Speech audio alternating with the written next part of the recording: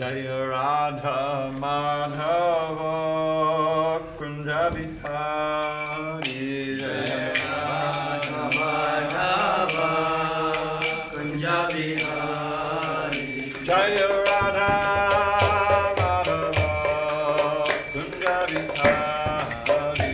Jaya Radha Madhava Kunja Bihari. Gopi Jana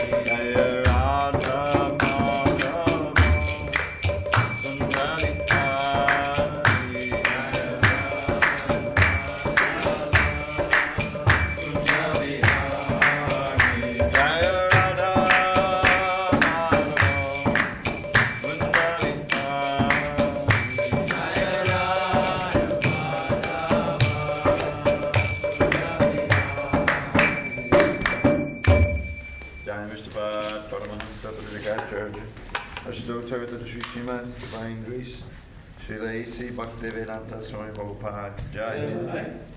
ISKCON BBT Founder Acharya Srila Prabhupada Ki Jai.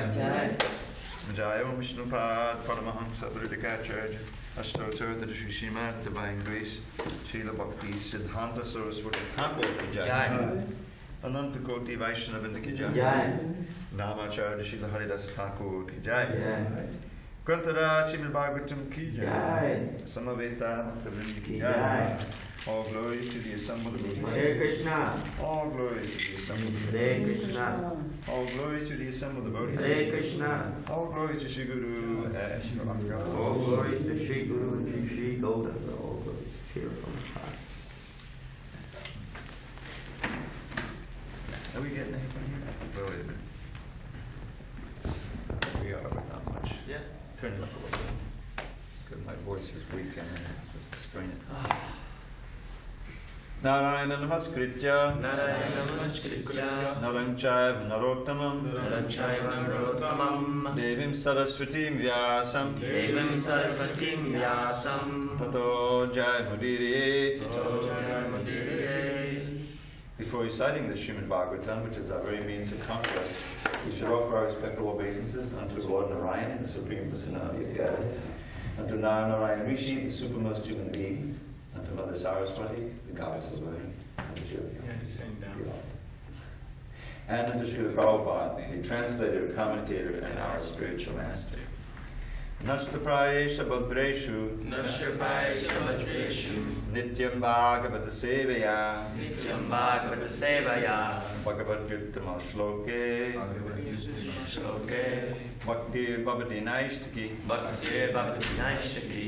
By regular attendance in classes on Srimad Bhagavatam, on my rendering devotional service to the pure devotee, all that is inauspicious within our hearts is destroyed almost to nil, and loving devotion to the Supreme Lord who is glorified in transcendental songs is established as an irrevocable fact.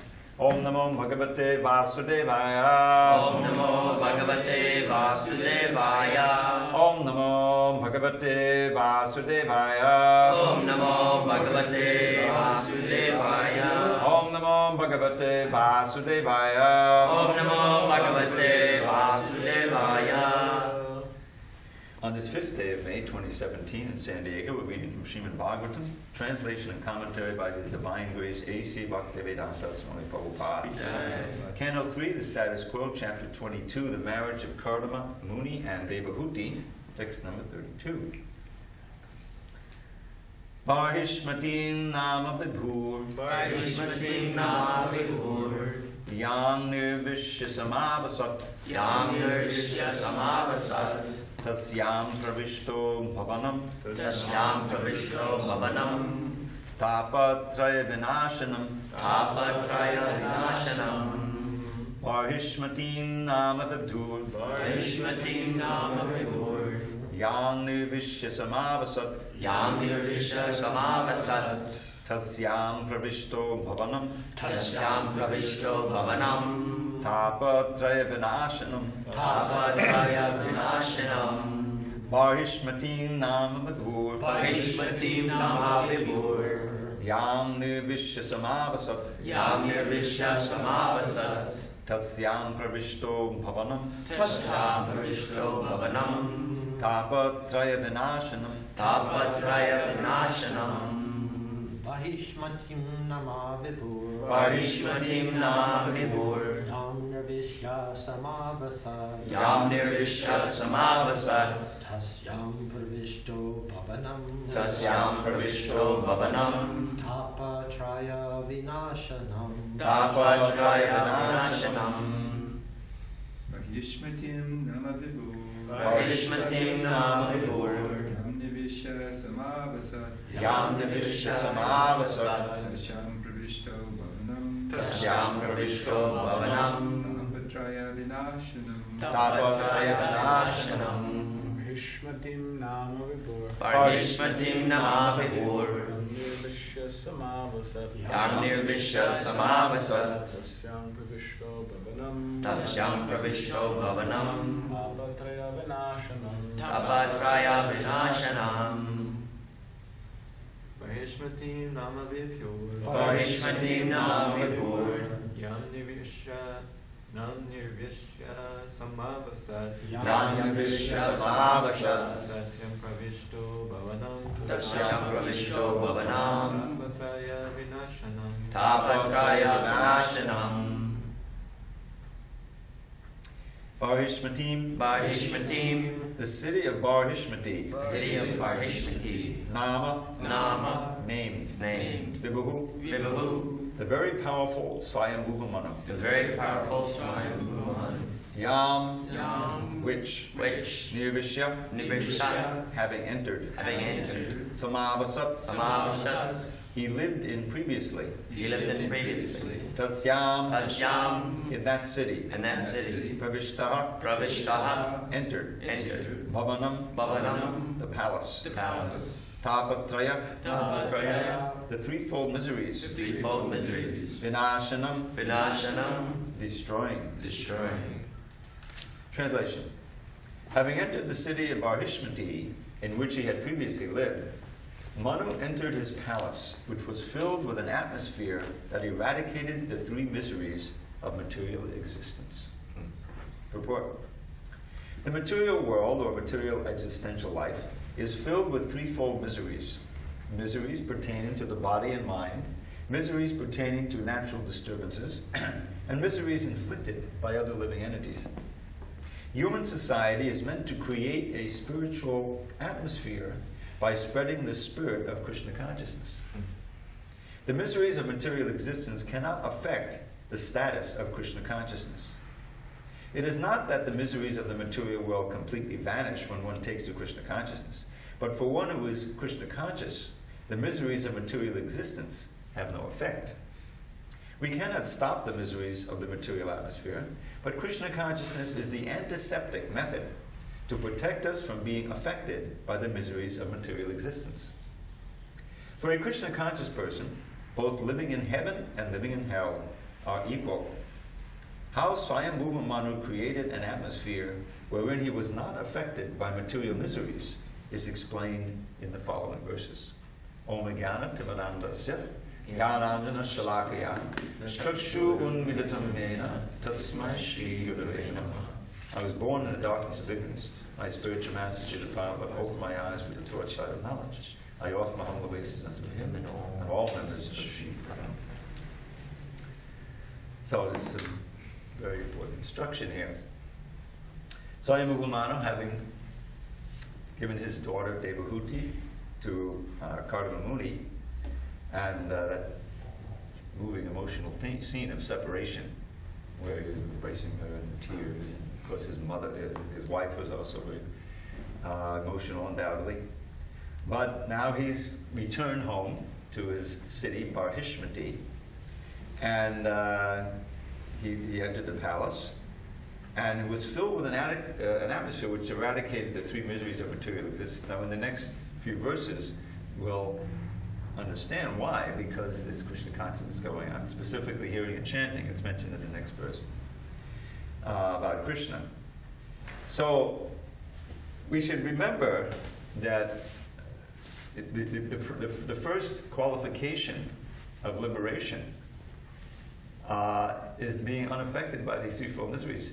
We get right at the beginning of the Bhagavad Gita, Matra sparshasta konteya, shitoshna sugudukata, agamapahino nityats tam tatikshasva bharata. I just wonder how many thousands of times I've already chanted that verse when difficulties come up. It's okay, Krishna saying, tolerate that. I remember the third day, it was cold, it was freezing cold, and I had studied that verse. I said, okay, shitoshna sugudukata, that's what the time is. And it helps you to tolerate. So in the very next verse, Krishna says, Yamena vidayante te purusham purushashava samaduka sukham dhiram somritabhaya kalpate. That only those who are dhira, who are undisturbed by the miseries of this world, and he also says sukham, because the sukham can also disturb you. It agitates your mind and distracts you from meditation on Krishna. So that's also a kind of disturbance. So sukham dhiram, so amritabhaya kalpate, they are eligible for liberation, for amrita, for eternal life. Now, we're ultimately not, our ultimate goal, we don't think about it all the time, and is liberation. But we hear about it a lot, because we're hearing again about the threefold miseries. How many times have we heard that? And so it's an important foundation of anyone's spiritual life to understand the difference between the soul and the body, to understand that the body, and both gross and subtle, are subject to all kinds of miseries, categorized in these three. I'm sure we've heard them a million times before. Miseries pertaining to body and mind, miseries pertaining to natural disturbances, and miseries pertaining to other living entities. And they're not mutually exclusive. If you infect contract, this is actually the proper word, contract a disease. So what is it? There's some entity, there's viruses or there's some bacteria, generally, which has infected you. That's antibiotic, right? But you end up with a disease, it becomes adiatmic. It's your own body and mind that's giving you the trouble, you see. Ultimately, they're all adiatmic. If there's some earthquake now, well, what's the danger? Well, the roof will fall on your head, or in the popular imagination, you'll fall into the cracks and never be seen again. But earthquakes can cause tremendous. So what happens is, you end up with a broken leg, or your house is ruined, or whatever. So it ends up with adiatmic. Your own mind and body are giving you trouble. But in any case, these sufferings are either present to some degree, or they're threatening to some degree. Or a huge amount of material life is trying to ward off these miseries. Plan for the miseries. How am I going to, stop them? Or if they happen, how can I recover quickly? What's the whole insurance company about? Well, these things are going to happen, so I won't suffer as much if I have a big payout, or I can pay my, health insurance, whatever. So they're constantly part of the material energy. You can't get away from them. But the process of Krishna consciousness, because ultimately it's your mind, it's your consciousness that's perceiving this, because it's bodily conscious. Someone who stubs his toe, everybody experiences it differently. A child stubs his toe. Oh my God, he's screaming and yelling and crying because his little bubble of happiness and security is now threatened. There's pain, right? But an adult stubs his toe. Ouch, and then you just deal with it, and it's not the same. It's not the same experience. And in fact, even in material life. I was just heard this morning, Prabhupada gave lectures, I hear them again and again. He's describing, he's giving a class on the, what I call the Sadhu Sangashtaka, these 8 verses of Kapila Dev speaks, 3:25, 20 to 27, about the importance of association with sadhus. Pasangam madanam bhasham atmanam kavayogadu. Seva sadhu shukuto moksha dvadavapavatam. A very nice verse. Pasanga. The pasanga means strong attachment. Strong attachment. And it also means intense, meaningful association. It appears in this verse in text 25. This is text 20. So, Arjuna Pasham. We have so many of these attachments in this world, and they're just like very strong ropes binding us to this world. Sometimes the famous Hridaya Granthi, the knots in the heart, they tie us here. So he says, those who are wise, who understand, they try to transfer these strong attachments to the sadhus, which he defines in a few verses as pure devotees, describes them, because they open the door to liberation, you see. And then a few verses later, after he's describing what these sadhus do, because if you're going to approach the sadhus and try to associate with them, you have to know who's a sadhu. So he has 3 verses describing the sadhus. And the last one is, Marashaya katam rishta, shunbandi kadayanti cha.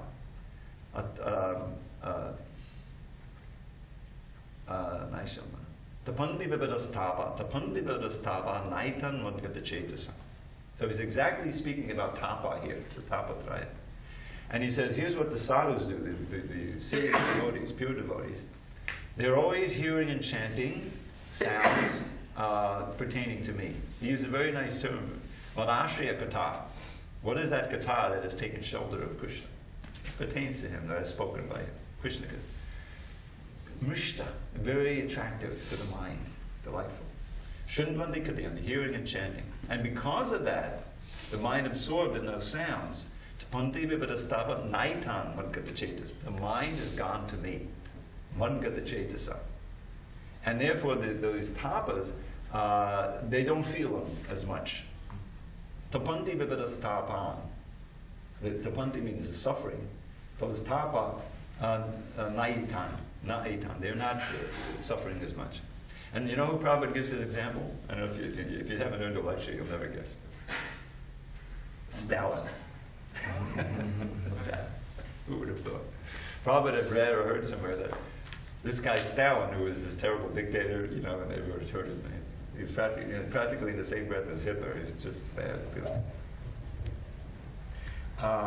So he had to have an operation. Prabhupada said he had to have an operation on his stomach, And they were getting ready to give him I think he used the word chloroform, some anesthetic. And he said, no, that's all right. You can do the operation without the anesthetic. And Prabhupada gave this as an example of someone, even on the material plane, by, powerful mind, thinking of something else or just tolerating, he was able to tolerate that. Now, the reason why he didn't, because he was afraid of being assassinated. Mm-hmm. He was so he was totally paranoid. I mean, the guy was a horror. But, he had this ability to withstand that out of his demonic determination, whatever. But devotees, the whole idea is the mind. Probably talks about this. If your mind is distracted from it, or you're transcendental, or you're really absorbed in something else, you won't feel the bodily pains or pleasures or anything until you come back to the bodily plane. This happens all the time on the football field or on the battlefield. You get injured, it's not a life-threatening injury, you don't even know you're injured, you're so busy, running from the bullets or shooting or whatever, and suddenly when it all quiets down, oh my God, I'm shot. So, now, devotees who are absorbed constantly in thinking of Krishna on the transcendental plane, it's not that they don't understand that there's something going on there, but it doesn't have the same impact. And you can actually withdraw your mind from it entirely and transcend these sufferings. And that's, after all, we're preparing for that final exam of the time of death. And it's not just the time of death, it's everything that works up to the time of death, which is, when the body doesn't work so well and there's all kinds of disease and suffering. We have to be able to remain Krishna conscious at that time and keep our faith in Krishna Not that we'll sink down into the classic, mistake of thinking, why me? I gave my whole life, now I'm suffering. Where's God? Well, this is material life. You came here trying to enjoy and forget Krishna. This is part of the reaction. So you tolerate and absorb your mind in Krishna.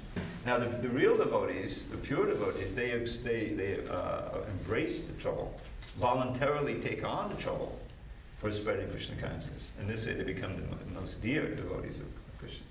Those who embrace it. What did Prabhu do? All the great preachers do that. Preaching is fighting. I'm working on the Vyasa Puja offerings, and this, quote, preaching is fighting. You think there won't be difficulty, Prabhupada says? We have so much opposition. Think of Jesus Christ, The demons don't want to worship God. They don't want to think everything belongs to Krishna. That's the last thing they want to think about. They rather think that I'm God, or there's no God. And who's this guy, saying that there's a God and we should all worship? You see, so there's always opposition. So taking on that opposition, which sometimes is physical, sometimes they throw you in jail, so many things. That's a threefold misery, but that's embraced and welcomed by real devotees who are ready to sacrifice everything for Krishna. So now to the other aspect of this verse and purport here. It was filled with an atmosphere. So the whole city was filled with an atmosphere, what to speak of his palace. So this is what we're trying to do in a temple. And in fact, in any environment where you have influence, we always say to the householders, try to make your home into a temple. Right? That's what grihastha ashram means. It's an ashram. It's a place of spiritual advancement. It's favorable for spiritual advancement. So this is what a temple is all about. Any vacant lot, if there's a devotee who marshals the forces and is able to inspire others to take up devotional service, eventually you can build a beautiful temple there that serves as a favorable place with a favorable atmosphere for devotional service. And it's meant to be, every inch of it is meant to be consciously that way, which the basic principle is cleanliness, because it brings you to the mode of goodness, which is where Krishna consciousness flourishes best. It's not transcendental in and of itself, but it's favorable foundation for being Krishna conscious, developing Krishna consciousness. That's why there's so many rules in the ashram. The regulation, getting up early, to be among people who are getting up early and worshiping Krishna is like invaluable. It's so much harder. And in a household, you can tell, to live alone, or live with others, it's more difficult. I was fortunate to be trained like that, even though I'm living in, there. But I'm thinking, I can't just roll over in the bed. I mean, they're expecting to see me and Radha and Hari. So after a while, it becomes an imperative. So that's what you want, because in the material atmosphere, we're drawn down. We're not so powerful that we can create a spiritual action wherever we go. In a neophyte stage, beginning stage, or even in a relatively advanced stage, we need others. We need sadhu sangha. We need the association of devotees. We need the deities and the regulation and all of these things. So maintaining that, now taking advantage of it, especially living within an ashram, it means we have a big responsibility to maintain that atmosphere. And so, I mean, it's not a mystery. Everything affects everyone else. Everyone affects everything else. If you're a positive force, meaning that you see some problem, like you see me always fiddling with the altar, Prabhu's Vyasa-san, all is not straight, needs a little bit of cleaning, like that. Because that rightness, that balance, that cleanliness uplifts the mind. And it's a proper service for the exalted souls. We're surrounded by the deities, by Prabhupada. Even the pictures, if they're crooked, fix it. That's a service. Not just for the personality in the picture, but for everyone else who sees the picture. This is how we help uplift and maintain the spiritual atmosphere of the temple. Now that's also true individually, because we're also a temple. Each body is a temple. So, why atyahara priyahara? There's these 8 things, 6 things we expanded to 8 that destroy devotional service. So what happens there? It means that, okay, we have our environment here, our own body and mind, but we're eating too much. Well, if anyone knows, that makes it more difficult to concentrate, to get up, to feel Krishna conscious, be Krishna conscious. And it can be fatal, Over collecting, meaning that you're getting more than you need when you know from the philosophy everything belongs to Krishna. So there's part of you that's working against, it makes it more difficult to be Krishna conscious. In a sense, you're also trying to maintain your own environment. When you're in good consciousness, when you've done some nice service and you're regulated, it's much easier to be Krishna conscious. It's much easier to concentrate on your rounds and do everything else. And then you undergo a change of heart. And the relationships between devotees become very, very sweet. Because you're helping each other be Krishna conscious. And it's an ongoing thing. It never stops. At any time, someone can become a disturbance in the temple and, it creates a very difficult atmosphere. Or at any time, one can become a very positive element. Just like a kirtan. A kirtan, everyone is benefiting and everyone participates in it.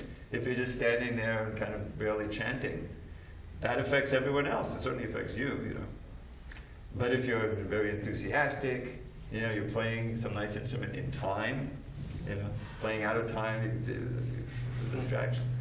So the whole thing it's like a concert. And that's what this whole movement is meant to be. Because it's a battle. The material energy is always there. What is that verse Prabhu would always quote? Jagadananda Pandit. Bhagavanchakori. What is it? Krishna Bhu is Bhagavanchakori. Nikatastamayatari chapati yadari. That when you get the idea of enjoying sense gratification, turn away from Krishna, forget Krishna, then Maya's right there. Nikatasta, right next to you. Maya chapati yadari, ready to grab you, pull you down, and cover you over. There's 2 potencies of pulling you down and covering you over. And then you're helpless. We've been that way for millions of births.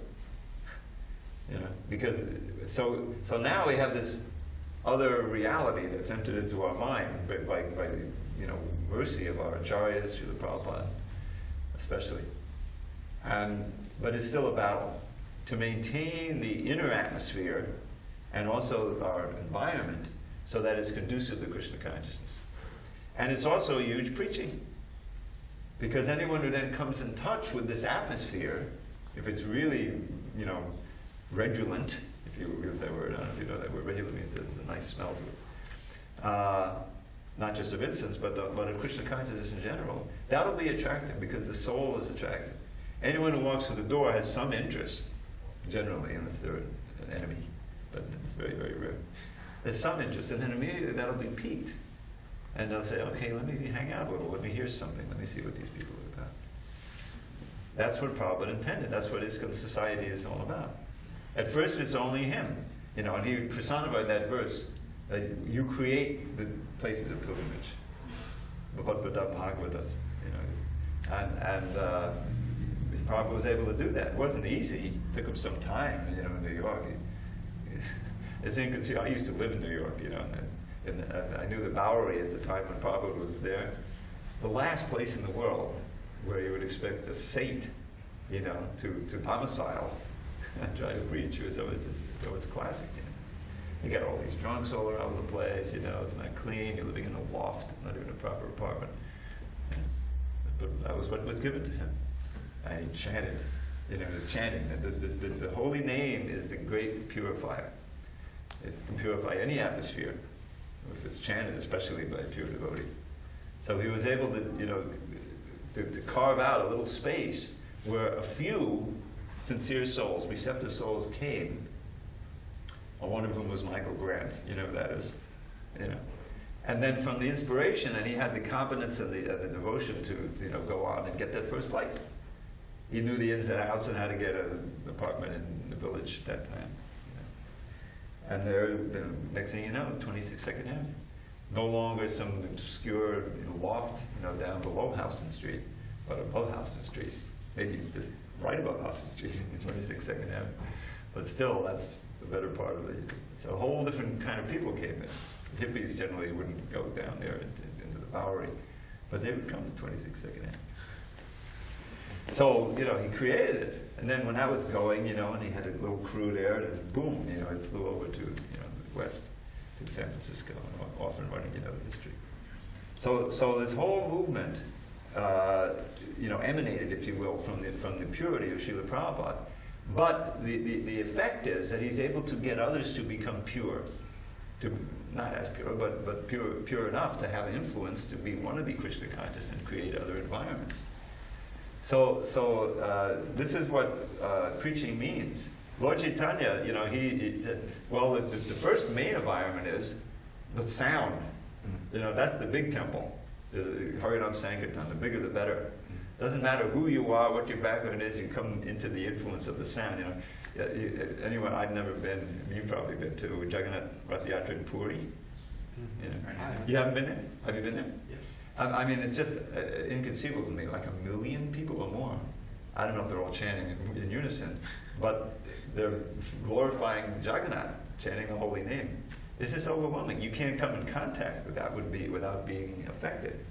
Even our little Rath Yatras here, when you go on the LA Rath Yatra, I'm sure you've all been, you go down that main street. We used to go down Venice, not Venice, but the beach all the way. Then they brought it onto Main, which is good because there's more people on the street. But people are turning, they're being affected. Some people that, they're taking the little packet of books and things because of the atmosphere. There's just so much joy, so much energy, transcendental energy. You have to be really stone-hearted totally to not be affected at all. So that's the real church, the real temple, is the congregational chanting. But that doesn't mean we don't need these temples too, because these temples are where it's concentrated and devotees can live and progress and become more influential. So that's what the importance of here is filled with an atmosphere, and we'll read about how we maintain that atmosphere as time goes on. So the takeaway is that having, taking so much benefit from this environment, living here without rent. The rents around here is impossible. I was looking out and seeing because it's crazy. It's like $1,900 for one bedroom, $1,800. The closer you get to the beach. And so here you are. You're living here right on the beach. It reminds me when I used to live on the beach in Miami Beach. I'm in a hotel, where people retire, rich people retire. I'm looking out at the ocean 50 feet away. And then I'm turning to my desk and working on Srimad Bhagavatam for 6 years. I mean, I didn't want to do that. It just happened. Krishna gives this facility. So the facility that we're given, we have to take advantage of, appreciate, and maintain, so that anyone who comes into the environment, including those who live in the environment, will be uplifted and will become forces for good, for the best, rather than burdens on the environment. So that's my little realization of this verse. Any discussion on this particular verse? I'll read the translation again. Having entered the city of Vaishmati, in which he had previously lived, Manu entered his palace, which was filled with an atmosphere that eradicated the 3 miseries of material existence. Balaramji. Yeah, when you're mentioning how Prabhupada in his talk, he was talking about Stalin and getting the surgical operation. I remember hearing that too in a lecture. Maybe it was the same lecture. Probably the same lecture. Different lecture, but Prabhupada was saying about Stalin. He said, oh yeah, Stalin was telling the doctors, I want to see what's in there, so just don't use any, Oh, that I don't remember. That must have been another time. I want to see what's in there. That's what he said. I heard recently that Garuda, Prabhupada's disciple, Garuda Prabhu, he's going to be in LA and he's going to be discussing certain words that Prabhupada uses in his books. That's like a seminar. So, in relation to that, maybe you could comment on your understanding or this idea of Prabhupada within his books. Yeah. Using when is using the word demon. That's probably at the end of May. It's probably easy. Yeah, it's Prabhupada. Yeah. I can try to make it because, anyway, I'd like to hear that. Yeah, Prabhupada, oh, well, you're talking about the word demon? Yeah.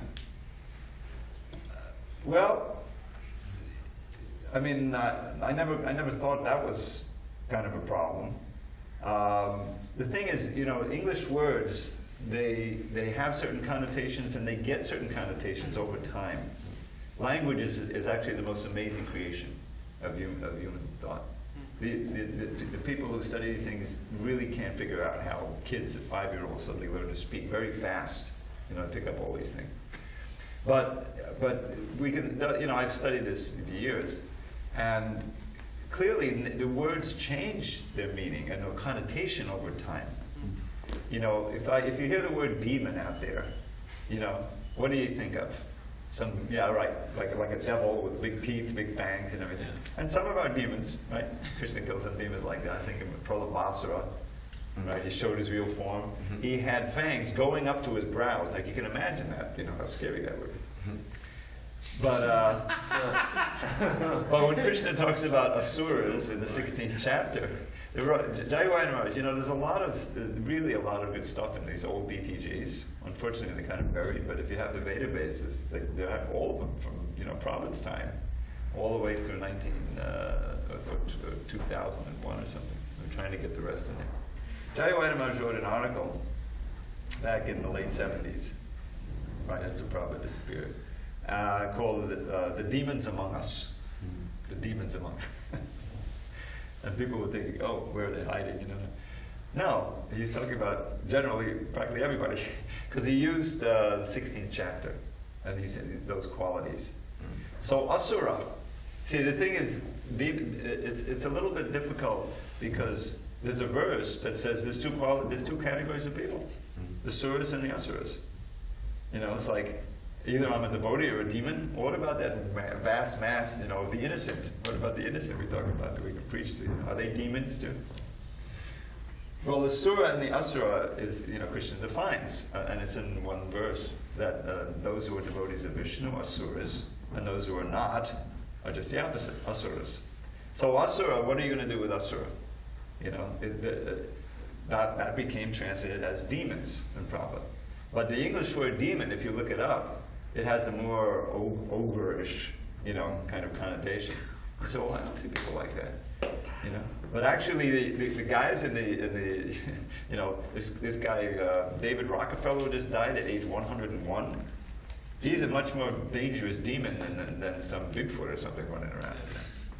Millions of people were damaged by. I'm not going to get into the details, but these guys, horrific. And he meets the criterion of the 16th chapter. Planning, how can I get more today? I've killed this enemy, or I've arranged to be killed, without any danger to me. And how can I get more? These guys, billionaires. So, the word demon, there's a certain ISKCON lingo that Prabhupada created. Like even certain words he used in a unique way. You have the word achyuta, which is a name for Krishna. Achyuta literally means you don't fall down, meaning he doesn't fall under the sway of the material energy. So Prabhupada, his English is, well, he doesn't fall. That means he must be infallible. And so we have that as a synonym. But that's a new meaning given by Prabhupada. You look it up in the dictionary, you won't see it doesn't fall. Infallible means doesn't make a mistake. Right? Doesn't make a mistake. And you occasionally see that. I was just reading Keshava Bharati Maharaj wrote a nice offering. His offerings are always great. And his whole thing now is devotees should read together out loud, which is we used to do a lot more, and he's been doing it, and he's propagating it. A lot of devotees are benefiting from that idea. But he mentions me in there because in his offering, because I told him, because he's also an editor, that Prabhupada uses the word sufficient and sufficiently sometimes in a way that is unusual. It's not normal, although it's supported in the Oxford English Dictionary, but you won't find it in the American Dictionary. And one of the ways he uses is, I just was looking it up, sufficient can mean greatly, abundantly. Like when Bhishma Dev died, he passed away, went back to God. They performed the Krishna was there, and there was all of this describing in the first canto the ceremony, his funeral ceremony. and described the sufficiently offered or bathed, I forget, Ganges water. Ganges is right there, you know. But the word is brisham. The Sanskrit word is brisham, means greatly, means abundantly. So this is one instance of it. There's several others, although usually it's regular. So you have to watch. And even the word purpose. Oh yeah. What is the purpose of the Vedas? You look up at the introduction to the Ishopanishad, if you read it, you'll see right near the beginning, Prabhupada talks about what is the real purpose of the Vedas. All right, what is the purpose of the Vedas? Well, the purpose of the Vedas is to know Krishna. We know that, right? But Prabhupada is using purpose to mean purport. And in fact, it's from a lecture, he may have actually said purport. But you know, he would say purport instead of purport, you know what I mean? And the transcribers may have missed that. So you watch that. I quote a bunch of those in the Chaitanya Charitamrita. And you look up purpose, or you look up purport, and there is like an interaction of the meaning there. So you have to watch, you know, sometimes in Prabhupada's language. And there's a bunch of words like that. that. He said purport instead of purpose. Is that what you were just saying? He may have said purpose, it's generally the other way. Purpose instead of purport, instead of meaning. What is the inner meaning of the Vedas? That's what he means. But in American English, if you read purpose, you're not going to get the word meaning from purpose. You know what I'm saying? So now you read it and it says purport. Yes, to give credit or infamy where infamy is due, Stalin killed a lot more people than Hitler. And even Hitler. It's the Holocaust folks. You know, no names mentioned, but they're the ones who wanted to paint him as the biggest demon. But, Yes. Stalin killed so many more millions of I people. know. And the other problem was that Stalin was our ally, you know, and so we kind of rose-colored glasses, especially during the war. We were allied. He was one of the allies when we were fighting in Germany. Without Russia, it would have been. Yeah. And the last thing in relationship to the Bowery, even in the last of the purport, Prabhupada says that a devotee, he's unaffected whether he's living in heaven or in hell. Yes, so that's for the Prabhupada. Right. Krishna's a devotee. The pure devotees, they don't get affected by the atmosphere. They create the atmosphere. That's why there's this verse, specifically what Prabhupada says. They're not afraid in any Narayana. They're never afraid. They see heaven and hell as the same. Svarga Varga. Svarga, another case. Svarga, liberation, and hell as the same. Because their focus is serving Krishna. And they're transcendental to the externals. It's a great place to be. But it needs intense tivrena bhakti yoga. Otherwise the atmosphere will blow you away. All glories to Srila Prabhupada.